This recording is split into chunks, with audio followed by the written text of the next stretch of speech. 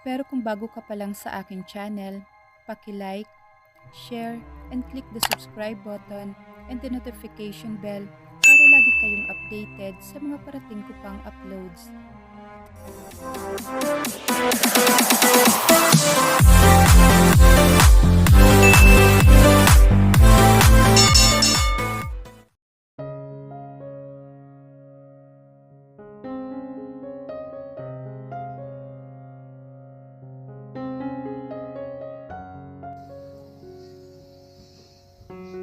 Nag-uusap si Rafael at ang kaibigan nitong si Attorney Arvin Jose sa isang restaurant.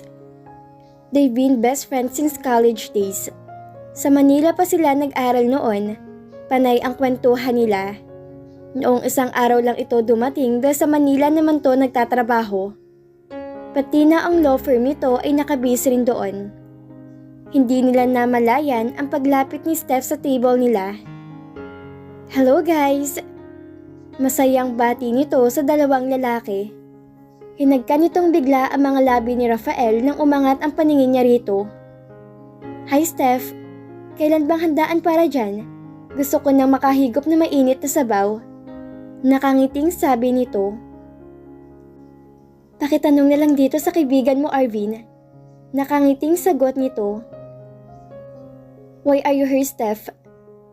Rafael asked coldly.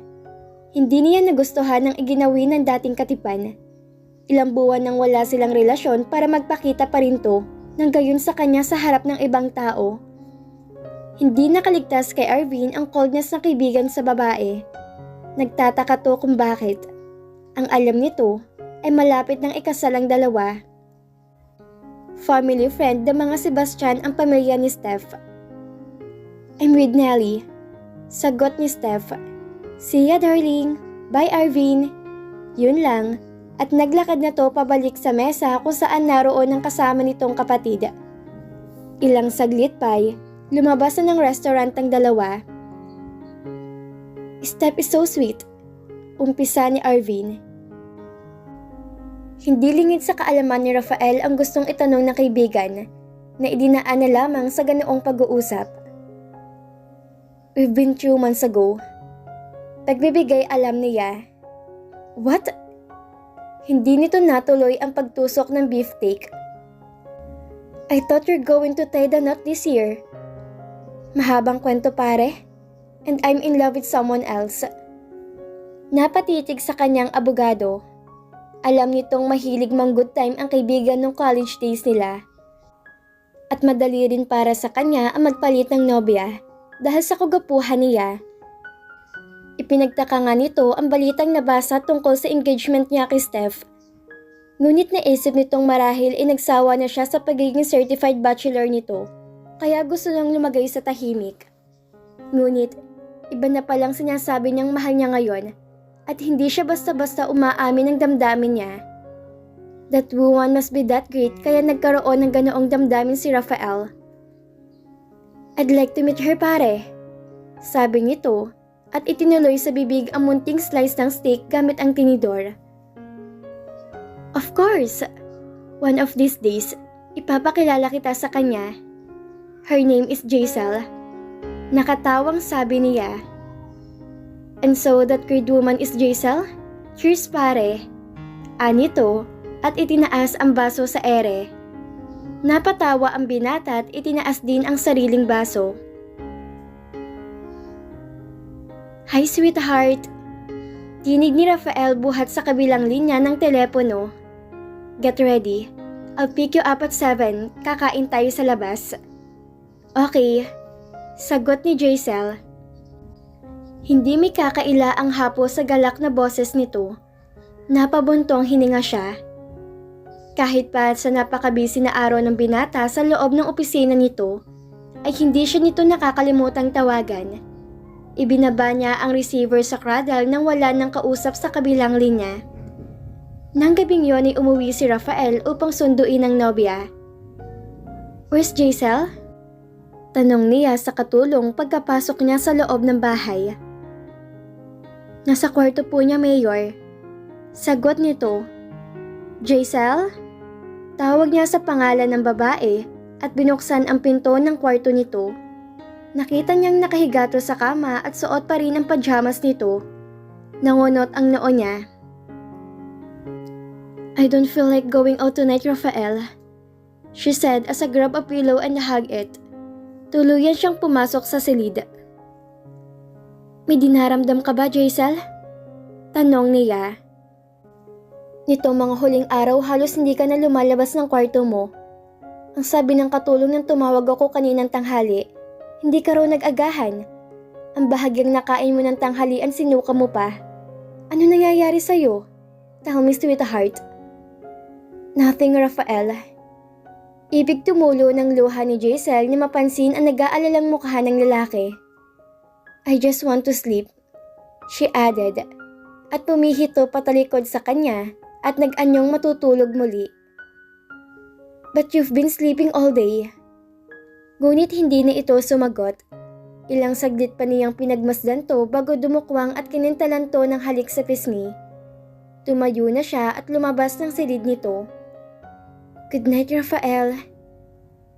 Kinabukasan ay maagang ginising ni Rafael ang katipan. Dinalhan siya nito ng breakfast. "Ito all, Jaisal, at pupunta tayo ngayon sa doktor para matingnan ka." "There's nothing wrong with me," protesta niya. "Don't be silly. Tingnan mo nga yung katawan mo. Nangangayayat ka na." Hindi na siya nagkomento pa. Alam niyang determinado tong dalhin siya sa doktor sa araw na yon. Halos nangangalahati ng kinakain niya nang tumunog ang cellphone ng lalaki. Dinukot nito yon mula sa bulsa. "What is it?" Tanong nito kaagad sa caller. Nakinig ito sa nais iparating ng huli. "No, I can make it today. May importante akong pupuntahan ngayon. See you tomorrow." Narinig niyang sabi nito. Muli itong nakinig sa kausap. Ano ba namang klaseng tao yan? Bakit ang kulit? Humutok nito. Okay, I'll try. Sabi nito bago in-off ang cellphone. Hindi na kailangan kanselahan mo kung ano mang appointment mo sa araw na to. Rafael, para lang masamahan ako sa pagpapacheck up. I can go to the doctor alone. Umiling ito. No, gusto kong samahan ka. Hindi na kailangan. Kaya ko naman pumunta ng doktor mag-isa. Sige na, pumasok ka na. Taboy niya rito. Ayaw pa rin sanang umalis ng lalaki. Ngunit nakakatawang itinaboy niya ito kaya napilitan tong umalis. Naisip ni Jaisal ang mga nararamdaman nitong mga huling araw. Ang kanyang pagsusuka, ang kawalang gana niyang kumain ay sintomas ng isang nagdadalang tao. She concluded in horror. Gusto niyang makatiyak. Maya-maya ay sasaglit siya ng butika para makabili ng pregnancy test kit. Ano ba talagang gusto mong palabasin, Steph? Umpisa ni Rafael. Matagal nang tapos ang lahat sa atin. I still love you, Rafael. At alam kong ganun pa rin ang damdamin mo para sa akin. Kaya ipaglalaban ko yun. This is nonsense. And you're just wasting your time. She smiled, then planted a sexy kiss on his lips. Yun ang tagpong naabutan ni Jaisal na magpasya siyang pumunta sa kauna-unahang pagkakataon sa opisina ni Rafael. Hindi na siya kumatok na makitang nakaawang ang pinto ni Yon. Mabilis siyang tumalikod at umalis sa lugar na yon. Unti-unting bumalong ang luha sa kanyang mga mata. Kailangan niyang makalayo dahil baka roon pa siya mag-breakdown. Pumara kaagad siya ng tricycle at nagpahatid sa bahay ni Rafael. Halos sinakbo niyang hagdanan pa itaas. Na makapasok sa loob ng kwarto, ay saka niya ibinuhos ang sakit na nararamdaman. Hindi niya alam kung gaano katagal na siyang umiiyak. Kasalanan niya kung bakit nasaktan siya ng ganun. Hinayaan niyang sariling ma-inlove ng tuluyan kay Rafael, gayong may kasintahan na to. At hindi nito basta-basta nalang iiwan para lang sa kanya. Buntis siya. Ayon sa resulta ng home pregnancy test na binili niya kanina. Gusto sana niyang ipaalam sa lalaking lahat, kaya siya pumunta ng munisipyo. At pinagsisisihan niyang pagpunta roon. Nasaksihan lang niyang halikan ng dalawa. Awang-awa siya sa sarili. Hindi niya namalaya na nakatulog na pala siya dahil sa sama ng loob. Malalim na ang gabi na makauwi si Rafael. Kanina ay may kausap siyang businessman na handang mag-invest sa bayan nila. Very promising ang proposal ng negosyante, kaya hindi na niya halos namalayan ang pagdaan ng oras. Binuksan niya ang pinto ng kwarto ni Jaisal. Nagtaka siya kung bakit bukas ang ilaw nito. Lumapit siya sa babae na makitang nakasuot panlakad pa to. Tinanggal niya ang sandals nito at kinumutan to hanggang sa dibdib. Hahalikan na sana niya ang pisngi nito na may mapansing may traces ng luha sa pisngi nito. Halata rin ang pumumugto ng nakapikit nitong mga mata. Ano nangyayari rito? May dinaramdam ba to sa kanya? Nagpa siya siyang kakausapin niya na masinsinan ang nobya bukas na bukas din. Hinalikan niya ang mga labi nito bago pinatay ang ilaw at lumabas ng kwarto nito. Kinabukasan, nakapaligo na at nakapagbihis na si Jaisal na may narinig siyang kumatok. Inakala niyang aalis na maaga si Rafael dahil narinig niyang kaninang maaga naman tong tinawagan ng sekretary nito. Ngunit, hindi itong kanyang napagbuksan, kundi si Steph. Bahagyang tumaas ang isang kilay nito. I'd like to give this to you. Nito, at ibinigay sa kanyang isang mint green envelope na may mga mumunting palamuti sa labas. Wala sa loob na tinanggap niya yon. Kung inaakala mo magkakatuluyan kayo, nagkakamali ka. We have a little misunderstanding these past few months, kaya napabaling sa iyong paningin niya. Palay nang lumalapit sa manok eh. She smiled. Please go. Hindi halos lumabas sa bibig niya ang mga katagang yon. Sana alam mo na ngayon kung saan ka dapat lulugar. Certainly, not here in my fiancé house. Ako ang mas may karapatan na magsabi niyan sa'yo. Mariing sabi nito at tumalikod. Dahan-dahan niyang ipininid ang pinto ng kwarto at nanghihinayang napasandal doon. Awang-awa siya sa sarili niya. Lumapit siya sa kama at naupo roon. Pinagmasdan niya ang sobre sa kamay niya. Alam niyang invitation yon sa kasal ni Rafael at Steph. Wala sa loob na nilamukos niya yon ng mariin at inihagis sa kung saan. Hindi man lang siya sinabihan ng binata na magpapakasal pala to ng tuluyan kay Steph. Sa bagay, siya lang naman ang umasa na mamahalin din siya nito. She gave herself freely to him, kaya ito na pala niya. Kahit kailan, hindi nito sinabi sa kanya na mahal siya nito. Napakatanga niya. Litong-lito siya ngayon. Anong gagawin niya ngayong magdadalawang buwan na pala siyang buntis sa anak nito? Nanatili siya sa kwarto ng araw na yon. Lumalabas lang siya kung makakaramdam siya ng gutom. Nang maisip ang kaibigan, itinawagan niya to. Hindi pa rin pala to nakakauwibot sa pagbabakasyon nito sa tiyahin sa Baguio. Pinilit siya ni Arlene na magsabi kung anong kanyang problema, kaya naihinga niya rito ang suliranin. May isinasuggest ito na sinang-ayunan naman niya. Na matapos sila magkausap, ay nabuo ng plano sa isip niya. Sa pakiramdam ni Jaisal, ayon ang nararapat na gawin niya. Bukas na bukas din isa sa katuparan niyang planong yon. Kinagabihan ay nagtungo si Rafael sa kwarto ni Jaisal pagka-uwi niya. Hindi niya ito nakausap kaninang umaga sapagkat maaga siyang umalis dahil sa biglaang meeting niya. Nakalak yun. Bagay na ipinagtaka niya dahil hindi naglalak ng pinto ang dalaga. Ano bang nangyayari rito? At hindi niya maintindihan ang mga kilos nito ngayon. Naisip niyang marahil nagtatampo to sa kanya dahil masyado siyang naging busy nitong mga huling araw. Hindi na bale. Bukas ay babawi siya sa babae.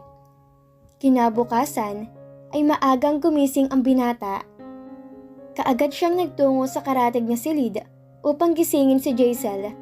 Ngunit nanatiling nakalak ang pinto.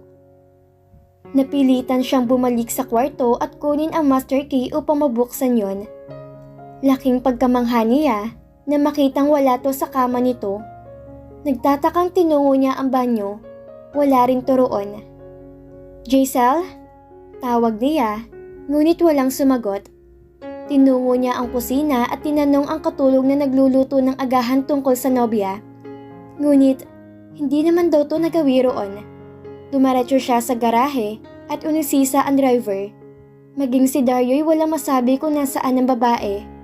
Bumalik siya sa kwarto nito at binuksan ang closet. Lalong kumunot ang noo niya na mapagtantong wala na roon ang mga gamit nito. Iniwan siya nito. Yun ang realisasyong gumuhit sa utak niya. Pero bakit? Anong nagawa niya? Dali-dali siyang bumalik sa kwarto niya para makuha ang cellphone. Pinindot niya ang numero nitong nakasave sa phone book doon. Ngunit bigo siya dahil unattended na ang numero nito. Si Rafael? Naisip lang siguro ni Jaisal na tayo magkabagay at hindi kayo. Kaya walang dahilan para hindi natin ituloy ang kasal natin. Umpisa ni Steph habang hinihilot nito ang sentido ng binatang nakaupo sa swivel chair. Sumilay ang ngiti sa mga labi nito. Tagumpay ang ginawa nito, kaya umalis ang babaeng yun sa bahay ng mayor. Kagagaling pa lang ni Rafael sa mga karatig lungsod. Naglilibot siya at baka matsyempohan niya ang dalaga. Subalit laking pagkadismaya niya na hindi ito natagpuan. Hindi niya tuloy mapigilan ang lalo mag-alala para kay Jaisal. I want to be alone, Steph. Sabi niya sa malamig na boses. She sighed impatiently. Huminto sa paghilot at marahang kinuha ang pouch. You know where to find me. Mabagal na lumakad to patungo sa pinto hanggang sa makalabas ng opisina niya. Inihilamos niyang dalawang kamay sa mukha. Ano bang nagawa niya para iwan siya ni Jaisal? Hindi ba siya nito mahal? But those eyes showed so much love for him every time she looked at him. At wala ito naging nobyo na nag-aaral pa to. Natawagan na rin niya si Arlene. Nalaman niya mula sa kasambahay nito'y hindi pa to umuwi mula sa bakasyon nito.